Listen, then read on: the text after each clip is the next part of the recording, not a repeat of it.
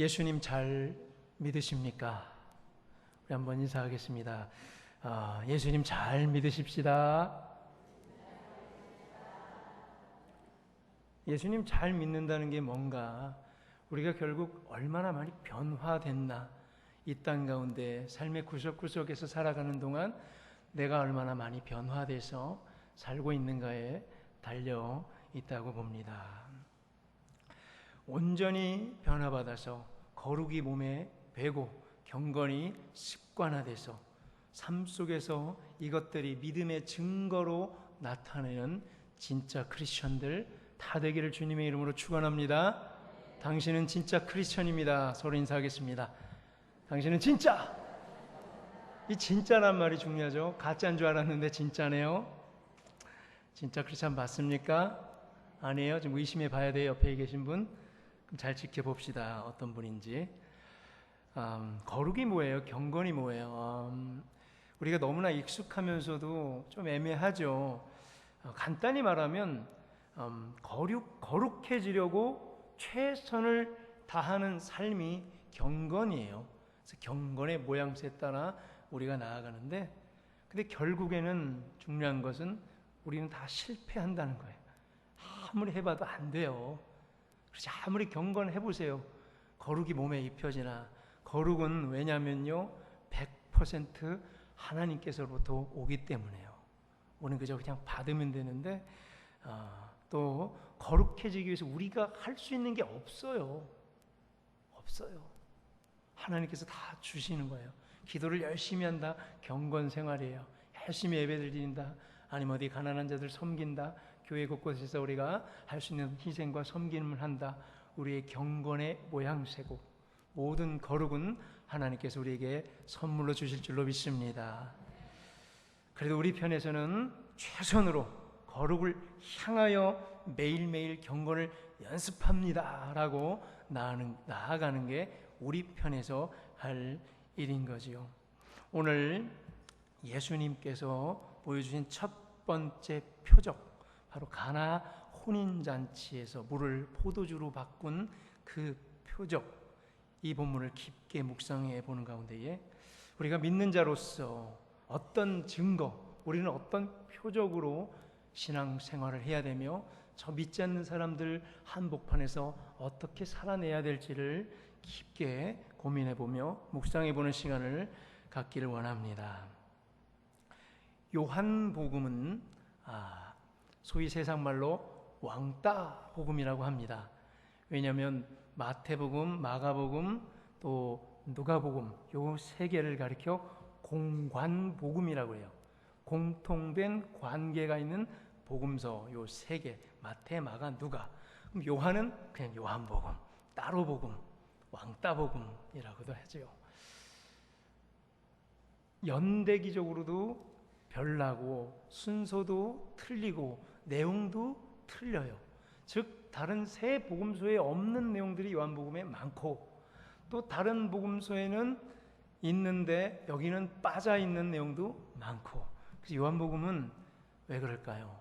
특별한 목적을 갖고 기록이 되었기 때문이에요. 특별한 목적 뭐냐면, 하나는 전도의 목적이고 또 다른 하나는 교육의 목적. 이 딱 두 개의 분명한 목적을 가지고 사도 요한이 여기다가 골라서 꼭 필요한 내용을 기록해 놓은 거죠. 전도 목적은요, 헬라 사람들, 이방 사람들의, 그쪽에 사는 사람들에게도 복음을 전할 수 있도록, 그들도 구원받을 수 있는 기회를 줄 수 있도록, 모든 사람들이 믿음으로 말미암아 구원받는다는 그 전도의 목적을 가지고 썼고요. 두 번째로는 교육 목적은 뭐냐면, 유대교, 이 지긋지긋한 유대교와의 갈등 속에서 그 논쟁을 무마시켜보고 논쟁을 정리시켜 보기 위해서 요한복음을 적었습니다. 두 가지, 전도 목적, 교육 목적, 독특한 목적을 갖고 썼습니다. 그래서 본문도 다른 복음서와 배치도 많이 틀리고 순서도 많이 틀립니다. 요한복음에는 총 7가지의 표적이 기록되어 있는데요. 예수님의 표적이 7개만 있다는 얘기가 아니죠. 그 많은 표적 중에 고르고 골라서 꼭 할 말이 있는 부분만 7개를 발췌해서 요한복음에 기록을 해놨고, 그 표적 뒤에는 장대한 또 해석과 해설을 덧붙여 놓은 게 요한복음의 특징입니다. 자, 그 중에 가나 혼인잔치의 표적을 오늘 제일 첫 번째 표적으로 요한복음 2장에 기록을 해놓았습니다. 즉 표적 중에 뭐란 얘기예요? 하고 싶은 말 중에 뭐란 얘기죠? 이게 가장 첫 번째 순서란 얘기란 얘기예요. 분명한 이유를 가지고 말입니다. 그 이유가 뭔지 다 함께 찾아보겠습니다. 구약, 신약 성경책, 우리가 갖고 있는 성경책은 반이 쫙 나눠져 있죠. 파란색인, 빨간색 색인 해서 구약 성경, 신약 성경 딱 무자르듯이 나눠져 있는데, 사실 언제부터가 구약이고 언제부터가 신약인지 이 당시 사는 사람들은 뭐 이렇게 지나가 보니까 이게 구약인지 신약인지 하다가 지나갔겠지요. 그다지 명확하지 않다는 거죠. 세례 요한 구약 시대 사람입니까? 신약 시대 사람입니까? 요한, 세례 주는 요한. 신약 성경에 있으니까 신약이다. 그런데 모든 전 세계 성경 학자들은 한마디로 목소리를 모읍니다. 세례 요한은 마지막 구약의 선지자다. 즉 세례 요한은 누구예요? 구약 시대 사람이에요. 그러면은 오늘 벌어지고 있는 이 가나 혼인 잔치에 있는 신랑과 신부와 뭐 거기 나와 있는 사람들은 구약 시대 사람들입니까? 신약 시대 사람들입니까? 신약? 구약이라니까. 자, 아니 세례 요한이 왜 예수님을 세례를 주었죠? 그게 첫째 날. 그리고 요한복음 1장에 바로 그것을 기념해서 예수께서 세례를 받은 이후에 공생의 사역을 본격적으로 시작하는 그 첫째 날, 세례 받은 날, 그 이튿날 해서 요한복음 1장에 29절에 이튿날, 36절에 또 이튿날이라는 얘기예요. 그리고 오늘 읽은 2장 1절에 어떻게 시작하고 있어요? 사흘째래도 셋째 날. 오늘이 셋째 날이에요. 기껏해야 셋째 날. 그럼 여기서 있는 신랑과 신부는 다 구약시대 사람입니까? 신약시대 사람입니까? 참고로 세례 요한은 이들보다 이틀 앞서서 나온 세례 요한은 구약시대 사람입니다. 이 사람들은 구약시대 사람입니까? 신랑 신부는 신약시대 사람입니까? 제가 너무 쉽게 설명을 잘하고 있지요? 맞습니다. 구약시대입니다. 아직 혼례, 결혼잔치, 혼인잔치는 구약의 유산 중, 구약의 전통 중 핵심적인 구약의 산물이에요. 혼인잔치. 혼인잔치는 그냥 이런 혼례가 아니라 여기 말하는 혼인잔치는 구약시대의 유물이라는 거예요. 누구의 눈에? 사도 요한의 눈에. 그래서 오늘 그 장면을 오늘 처음으로 딱 2장에 정해놨지요. 여전히 구약시대예요. 사상과 문화와 전통과 모든 관습, 여전히 구약의 잔재물이 수두룩하죠. 아니 아직 구약이에요. 가나 혼인잔치 오늘 2장 1절부터 쭉 나오는데 당장 13절에 무슨 날이 나와요? 6월절이에요. 6월절은 구약이에요? 신약이에요? 신약의 6월절을 지키는 게 신약이에요? 6월절 구약의 산물 아니에요? 구약 아닙니까? 모세 때부터 지켰던 구약. 그리고 오늘 저 뒷부분 2장 뒷부분에 13절 14절 뒷부분에 뭐가 나오죠? 성전에서 예수님께서 성전을 청결하게 하는 사건이 나오죠.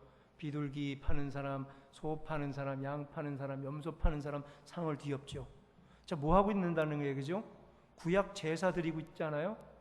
그렇죠? 여전히 예물을 드려서 피를 뿜고 제사를 드리고 있는 장면이죠. 신약입니까? 구약입니까? 구약이잖아요. 여전히 구약인 거예요. 그렇죠. 우리가 성경을 읽을 때 이걸 놓치면 이해를 못합니다. 그래서 중요한 거예요. 구약시대예요. 오늘 이 뒤에 구약의 명절을 지키기 위해서 많은 사람들이 성전으로 몰려 있습니다. 여전히 이 유월절, 아직 그 다음 마지막 유월절까지 가서 예수님께서 마지막 유월절을 지내시고 십자가에 달려 못 박혀 죽으시기 바로 직전에 십자가상에서 뭐라 말씀하십니까? 다 이루었다. 뭘 다 이루었다는 거예요? 다 이루었다. 뭘 다 이루었다는 거예요? 이제 말 드디어 구약을 다 이루었다는 거죠. 구약을 다 이루신 거예요. 그리고 무덤 속에서 꼬박 간극을 벌려주신 다음에 바로 주일, 첫 부활 주일날 부활하심으로 말미암아 부활 주일을 시작으로 오늘 우리가 예배를 어느 날 드려요? 주일날 드리는 거예요. 그때부터가 신약이에요. 마지막 유월절 다 이루었다. 구약을 종식시키셨고 하루 완전히 쉬셨고 딱 간극을 두셨고 그 다음에 부활 주일부터가 신약이죠. 이게 바로 기초예요. 가나 혼인잔치 때 사건 전말은 이렇습니다. 갈릴리 마을에 어디서요? 예루살렘이요? 베들레헴이요? 갈릴리 마을에, 그것도 저기 촌구석 가나라는 동네에 유대교 전통을 따르는 혼인잔치가 열렸습니다. 잔치 중에 포도주가 다 떨어져서 신랑과 그 잔치를 준비했던 연회장이 난처한 입장에 처해집니다. 예수님께서 물을 포도주로 만들어 모든 문제를 다 해결해 주셨습니다. 이게 사건의 전말이죠. 예수님의 제자 중 사도 요한이 그 광경을 목격했고 오늘 요한복음 제2장에 이렇게 기록을 해놓습니다. 그것은 예수님의 표적 중 첫 번째 표적이라고 했습니다. 7가지 표적 중 첫 번째로 가나 혼인잔치의 표적을 기록을 한 이유가 물론 첫 번째로 우선 시간적으로 빨라서예요. 그렇죠? 여기 뭐라고 나왔어요? 사흘째 되던 날 2장 1절에 예수님께서 세례를 받고 사흘째 되던 날이니까 시간적으로 아마 가장 빨랐기 때문에 물론 첫 번째 표적으로 놓을 수 있겠죠. 그러면 요한의 표적들이 순서대로는 아니죠. 그는 자기 학설 따라 말하고 싶은 설교 따라 그 표적을 배치를 했기 때문에. 그럼 또 다른 이유가 있습니다. 왜 첫 번째로 가나 혼인잔치 표적이 기록되어 있냐면 구약 성경 유대교의 전통이 끝날 것이라는 것을 예고하기 위해서. 이게 더 설득력이 있는 거예요. 이게 먼저였어요. 사도 요한은 이제 구약이 끝난다. 예수 그리스도께서 본격적으로 이제 사역을 하신다. 이제 구약식 전통을 따르는 모든 관습은 폐하여 질 것이라고 광고하며 예고해 주기 위해서 이 본문을 가장 처음으로 골랐고 굳이 설명을 일부러 덧붙이려고 2장 1절에 사흘째 되던 날이라고 적은 거죠. 왜? 순서적으로 여기 놔도 그냥 무난하게 유대인들이 읽어주길 바라면서. 그러나 독특한 목적으로 일부러 이걸 이 처음에 배치를 한 겁니다. 이걸 찾아내는 게 중요한 거예요. 계속 이어가기 위해서 몇 가지 질문을 드리고 가겠습니다. 잘 생각해 보시고 답을 골라주시기 바랍니다. 여러분들이 즐겨하는 객관식으로 하겠습니다. 2가지 질문을 드릴 텐데요. 일부 예배 보니까 어떤 분은 이렇게 막 받아 적고 시험 볼 자세, 벌써 객관식 그러니까 딱 시험 보는 자세가 나오더라고요. 2가지 질문. 첫 번째, 오늘 본문 요한복음 2장 1절에서 11절에 나오는 인물 중 주인공은 누구일까요? 1. 신랑, 2. 예수의 어머니, 3. 연회장. 4. 하인들. 5. 제자들. 6. 보기에는 답이 없다. 자, 답이 뭘까요? 4. 하인들. 또 제자들. 그래서 어머니. 신랑. 답이 다 틀려요. 다 땡 탈락입니다. 답은 뭐냐면 6번. 보기에는 답이 없다. 이유를 설명해 드리겠습니다. 두 번째 문제입니다. 틀리신 분들은 벌써 다 맞아야 50점입니다. 두 번째 문제. 본문의 주제는 무엇일까요?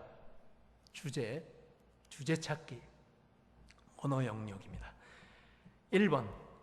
결혼식에 포도주가 떨어지는 것 같은 인생의 환난을 당할 때 예수님을 찾아야 한다.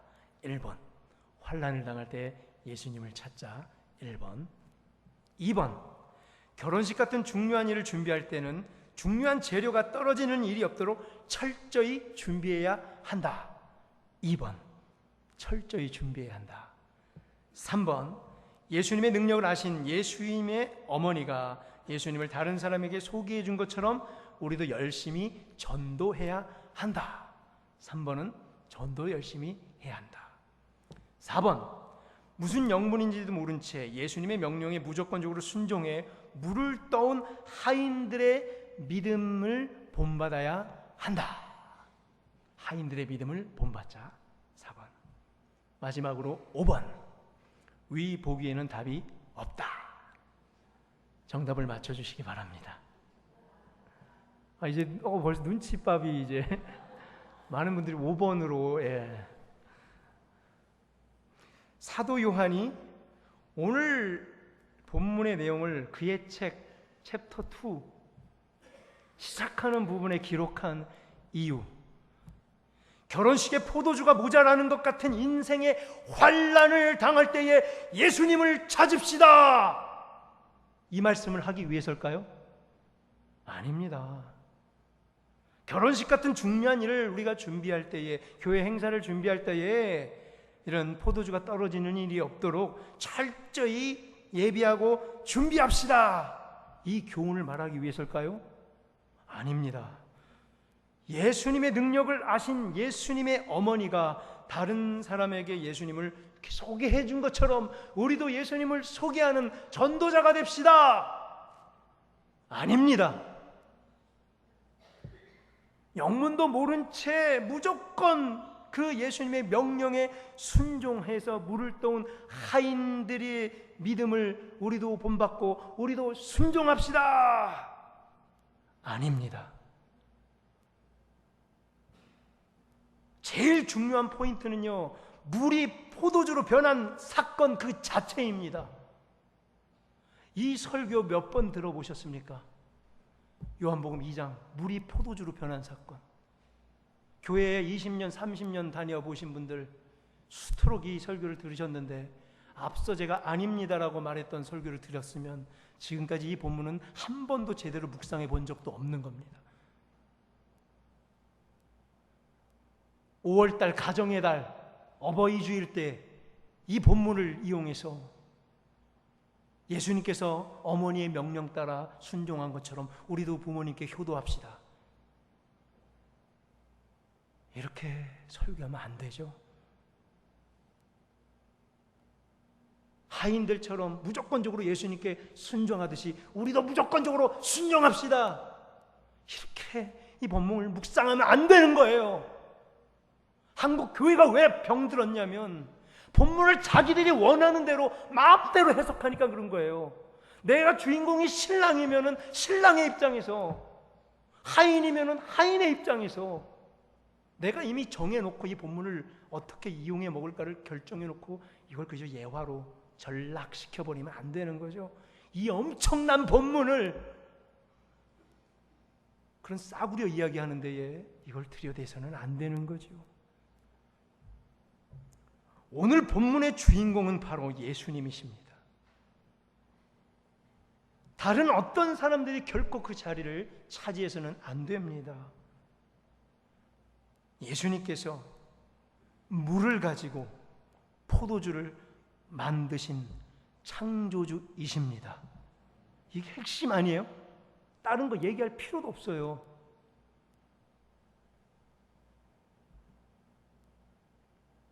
여기에 집중해야 합니다. 다른 어떤 것에 한눈을 팔면 안 됩니다.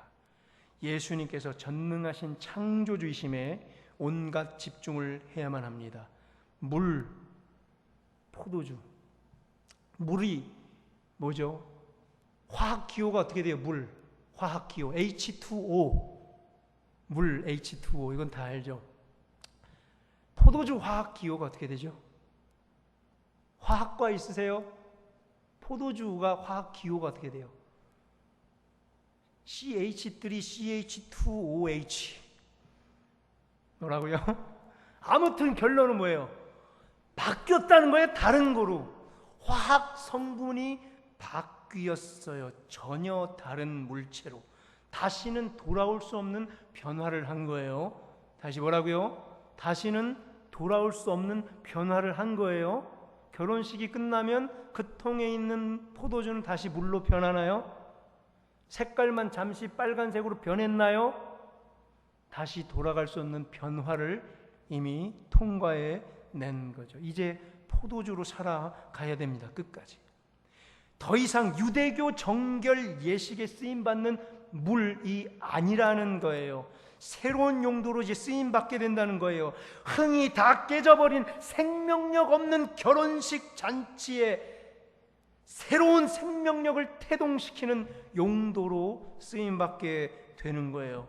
정결 예식용 손 씻는 물, 이 물이 생명과 기쁨을 전해주는 어떤 포도주, 좋은 포도주로 완전히 용도도 바뀐 거지요. 변화된 거죠. 오늘 본문을 살펴볼 때 누가, 언제, 어디서, 무엇을, 어떻게, 이것을 자세히 살펴보면 이 본문이 이해가 정확히 됩니다. 자세히 그래서 오늘 요한은 다 밝히고 있어요. 누가? 예수님께서. 이렇게 시작해요. 신랑이, 하인이, 예수의 어머니가, 연회장이 이러면 이 본문 끝나는 거예요. 누가? 예수님이. 언제? 세례를 받으신 후 사흘째 되던 날에. 어디서? 갈릴리에서. 그리고 저 구석 가나라는 동네에서. 예루살렘이 아니라, 유대가 아니라 갈릴리에서. 그 다음에는 무엇을 했어요? 좋은 포도주를 만드셨어요. 어떻게? 유대교 정결 예식에 사용할 손 닦을 물을 바꾸면서 이렇게 만드셨죠. 자, 이제 가장 중요한 거 마지막 질문을 해봅니다. 왜? Why? 왜 그러셨지요? 왜 물로 포도주 만드셨어요, 예수님? 어머니가 시켜서요? 어머니가 시켜서요? 어버이 주일날 하필 어머니가 시켜서. 신랑이 불쌍해서 긍휼의 마음으로. 여기 긍휼을 말하는 장이 아니에요. 왜요? 이런 이유는 아니라고 제가 앞에 밝혀드렸는데 다시 한번 확인시켜드리겠습니다. 적어도 이런 이유에서 물을 가지고 포도주를 만들진 않았습니다. 어떤 이유냐면 결혼식에 포도주가 모자라는 것 같은 인생의 환난을 당할 때에 예수님을 찾아야 된다는 교훈을 하기 위해서 아닙니다. 결혼식 같은 중요한 일을 준비할 때 포도주가 떨어지는 일이 없도록 철저히 준비해야 한다는 교훈을 말하고자 하면 더더욱 아닙니다. 또한 예수님의 능력을 아신 예수님의 어머니가 예수님을 다른 사람에게 소개해 준 것처럼 전도를 열심히 하자는 이야기 또한 아닙니다. 영문도 모르지만 하인들처럼 예수님의 명령에 무조건적으로 순종하는 믿음을 가져보라는 이야기도 아닙니다. 이런 소박한 현상들의 눈을 빼앗겨 버리면 혁명과도 같은 오늘 예수님의 메시지에 결코 도달할 수가 없습니다. 예수님께서는요, 세례 요한에게 세례를 받으신 후에 메시아 시대를 새롭게 시작을 합니다. 본격적으로 구약을 완성시키시고 교회 중심의 신약 시대를 열어가고자 이제 본격적인 준비를 하고 계십니다. 세례 받으신 후 그 이튿날 뭐라 했죠? 제자들을 세웠다 하지 않았습니까? 그리고 오늘 본문에 사흘째 되던 날에 예수님께서는 물을 가지고 포도주를 만드셨습니다. 왜냐하면 가나 혼인잔치의 표적을 통해 구약 시대를 청산하기 위해서입니다. 예수님께서는 오늘 물을 가지고 포도주를 만드셨습니다. 왜냐하면 완전히 새로운 변화의 시대를 계획하는 것을 보여주고자 하셨기 때문입니다. 예수님께서는 물을 가지고 포도주를 만드셨습니다. 왜냐하면 포도주가 다 떨어져 버려 흥이 깨져버린 생명력 없는 혼인잔치와도 같은 유대교, 이 유대교를 끝장내려고 준비하셨기 때문입니다. 왜냐하면 가장 좋은 포도주를 선사하며 종말의 메시아 시대를 열어주기 위해서입니다. 왜냐하면 새로운 생명력을 태동시키며 변화의 시대를 예고하기 위해서 오늘 물을 가지고 포도주를 만드셨습니다. 왜냐하면 11절 오늘 읽은 본문 끝에 영광을, 독사의 영광, 저 하늘 위에만 머무는 에피스테메의 영광이 아니라 이 낮고 낮은 땅 가운데 우리 삶 속에서 드러내 보이는 영광인 독사라는 헬라어의 독사의 영광을 나타내 보여주기 위해서, 그래서 제자들로 하여금 보여줌으로 말미암아 믿게 하기 위해서 물을 가지고 포도주로 변화시킨 겁니다. 따라서 가나 혼인잔치에서 눈여겨봐야 할 것은 신랑도 아니고 예수님의 어머니도 아니고 연회장 하인들도 아닙니다. 본문의 핵심은 바로 물이 포도주로 변한 그 사건 하나만 우리가 뒤쫓아가야 되는 거죠. 누가, 언제, 어디서, 무엇을, 어떻게, 왜, 이게 이제 분명해졌습니다. 왜 그랬는지를 아니까, why, 왜를 아니까 사방이 다르게 보이는 거예요. 굉장히 중요한 겁니다. 왜를 찾으세요. why를 들고 사세요. 내 인생 순간순간에 그 이유를 들고 사세요. 왜 내가 여기 있지? 왜 내가 이 사람이랑 만나야 되지? 왜 내가 이 일을 해야 되지? 내가 왜 예배를 드려야 되지? 왜를 분명히 알고 있는 사람은 눈빛이 틀립니다. why를 가지고 이 본문을 들여다보면 어떤 일이 발생되죠? 다시 보겠습니다. 언제 해야 할지, 뭘 해야 할지, 어디서 어떻게 해야 할지 그 대상과 방법과 장소를 꿰뚫게 됩니다. 우리 젊은 청년들, why를 가지고 사세요. 그럼 내가 왜 여기 있는지, 어떤 대상으로 언제 이 일을 해야 될지 그 만물을 꿰뚫게 된다는 거죠. 자, 누가 했습니까? 예수님께서. why를 갖고 보니까 그냥 예수님이 아니죠. 오늘 어떤 예수님? 이제 분명해집니다. 메시아이신 예수님, 창조주이신 예수님, 창세기 1장 1절에 태초에 천지를 창조하신 예수님, 요한복음 1장 1절에 태초에 말씀으로 계셨던 예수님, 창조주 하나님이 뭘 못하겠어요? 이렇게 바뀌어요. 언제요? 언제요? 구약의 마지막 인물인 세례 요한에게 세례를 받으신 후 사흘째 되던 날 이후로 바뀌게 되는 거예요. 그날에 이제 유대교 전통에 빠져있는 구약 시대가 종식되는 그날에 생명력이 다 사라지고 시들시들해지고 껍질과 외식만 남아있는 유대교의 전통이 끝장나는 그 시간에 어디서?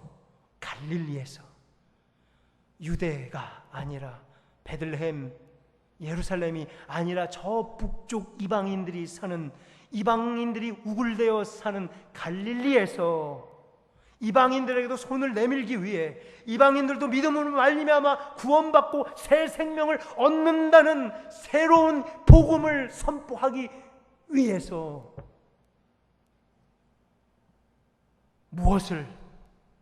포도주를, 그것도 좋은 포도주를, 새로운 생명을 분명히 상징하는 포도주를, 오늘날 우리 교회들이 성찬식 때 그 포도주를 마시면서 예수 그리스도의 피라 하고 마시는 그 포도주, 생명을 상징해 주기 위해서, 새롭게 시작하는 메시아 시대를 축하하는 축배를 들기 위한 포도주를, 조금 더 나아가 보면요, 누가복음 22장 20절에 피로 세우는 새 언약을 미리 보여줄 그 포도주, 요한복음 6장 54절에 내 피를 마시는 자는 영생을 가졌고 마지막 날에 살아날 것을 보증해 주는 그 포도주를 만드신 거죠.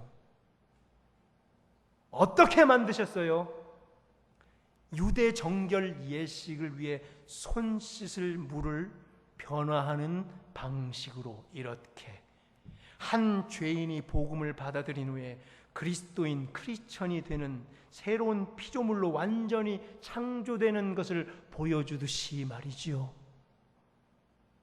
이전의 습관과 관습과 생각과 성품이 완전히 바뀌어서 새로운 사람, 전혀 다른 사람으로, 이제 옛날 사람으로 돌이킬 수 없는 변화를 가진 사람으로 만들기 위해서 이러한 방식으로, 보라색으로 그저 잠시 변했다가, 붉은색으로 잠시 변했다가 결혼식이 끝나면 원래대로 돌아가는 일회적인, 단회적인 변화가 아니라, 수련회 끝나면 수련회 때 눈물 흘리고 콧물 흘리고 주님께 인생을 바치겠습니다 헌신했고, 어디 3박 4일 프로그램 다녀오면서 주님께 복음을 위해 살겠습니다, 복음에 인생을 걸겠노라고 온갖 말은 다 해놓고 일주일 지나서 원래 물로 돌아가는 그런 수준이 아니라, 진짜 예수 그리스도를 믿음으로 말미암아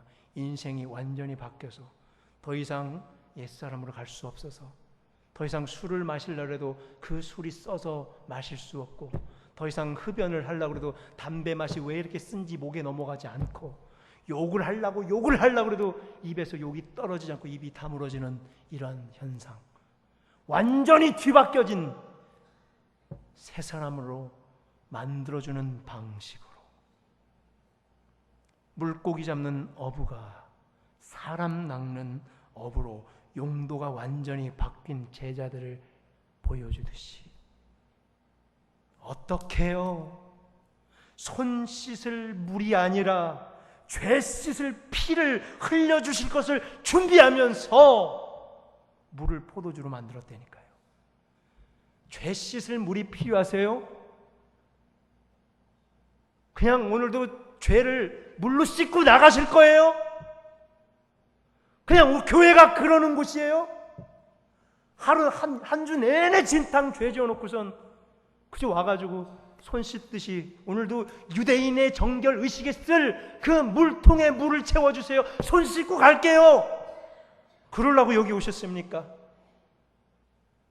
물이 포도주로 바뀐 그 피로 내 죄를 씻고 완전히 새 사람 돼서 변화받고 나가시려고 여기 왔습니까? 결판 냅시다. 오늘 저문 아무도 못 나갑니다. 문 잠그세요.